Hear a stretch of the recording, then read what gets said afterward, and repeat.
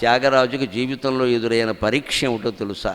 అన్నగారు జపేశయ్య ఆస్తి అంతా లాక్కున్నాడు. ఈయన అక్కడికి ఏదో భిక్షాటం చేసుకునో ఏదో రకంగా బతుకుతున్నాడు. అలా బతకనే లేదు ఆయన్ని. బంధువులు కొంతమంది ఎలా ఉంటారు అంటే మనల్ని ఎలా వాడేసుకోవాలా ఇంకా అంతే. ఎందుకంటే ఆయనకు వచ్చిన ఆస్తి ఆయన ఖర్చు పెట్టేశాడు. దుబారాలకో వ్యసనాలకో అయిపోయింది. తమ్ముడు ఆస్తి కూడా ఇప్పుడు మళ్ళీ కావాలి. అప్పటికి త్యాగరాజు ప్రసిద్ధుడయ్యాడు. సెలబ్రిటీ అవ్వడం అంత పెద్ద కర్మ ఇంకోటి లేదు. వాడేసుకుంటారు మొత్తం బంధువులు మిత్రులు అందరూ వాడేసుకుంటారు. ఆ అన్నగారితో వచ్చింది పరీక్ష.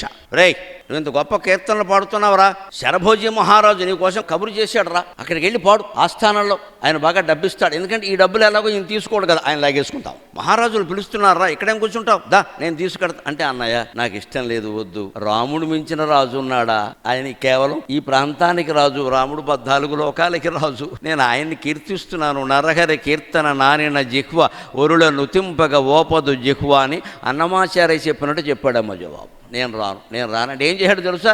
ఇగో ఏం చేస్తా, ఇక్కడ కూర్చుని ఈ విగ్రహాలను, దిక్కుమాలిన విగ్రహాలు అండి అవి, దిక్కుమాలిన విగ్రహాలను పట్టుకు కూర్చున్నావా అని దంపతులు వేరే ఊరు వెళ్ళిన సమయం చూసి ఆ ఇంట్లో విగ్రహాలు తీసుకెళ్ళి నదిలో పారేసేయండి. ఇది బంధువులు చేసే కుట్ర, సొంత అన్నగారు చేసిన పని. ఈయన ఊరు నుంచి వచ్చేసరికి పాపం చాలా ఆత్రంగా 2 రోజుల పాటు దేవదర్శనం చేయలేకపోయాం. దేవుడు ఎలా ఉన్నాడో అంటే ఆ భార్య కూడా ఎలా భావించేది అంటే అన్నం పెట్టలేదు దేవుడికి అనేది. మనం మాత్రం పెళ్ళికి వెళ్ళి శుభ్రంగా విందు భోజనాలు చేసాం, దేవుడికి అన్నం పెట్టలేదు అని ఆవిడ వాళ్ళ ఆత్రంగా తలుపులు తీస్తే విగ్రహం కనపడలేదండి. త్యాగరాజుకి పై ప్రాణాలు పనిపోయాడు. 5 ప్రాణాల్లో 1 ప్రాణమే మిగిలింది ఆ మహానుభావుడికి. ఏడిచాడు. ఎవరో చెప్పారు నదిలో బారేశారని. అన్నగారిని ఏమీ అనలేదండి. ఎంత సాధుజీవి. ఆవుని ముందు చెప్పి త్యాగరాజుని చెప్పాలండి. గోవు త్యాగరాజు, ఇంకో పూలకి చెప్పలేము. నది దగ్గరికి వెళ్ళి వెతికాడండి, పిచ్చి మనిషిలాగా నది దగ్గరికి వెళ్ళి వెతికాడు. కానీ రాముడు ఆయన హృదయంలో ఉన్నాడు కదా, ఎక్కడికి పోతాడు?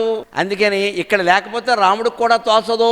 అందుకని వెతగ్గా నదిలో కనబడ్డాయి విగ్రహాలు. కనుగొంటిని శ్రీరాముని నేడు కనుగొంటిని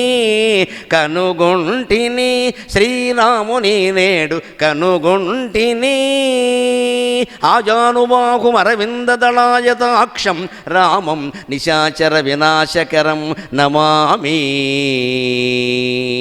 రామం లక్ష్మణ పూర్వజం రఘువరం సీతాపతిం సుందరం కాకుత్స్థం కరుణార్ణవం గుణనిధిం విప్రప్రియం ధార్మికం రాజేంద్రం దశరథ తనయం శ్యామలం శాంతమూర్తిం వందే లోకాభిరామం రఘుకుల తిలకం రాఘవం రావణారిం.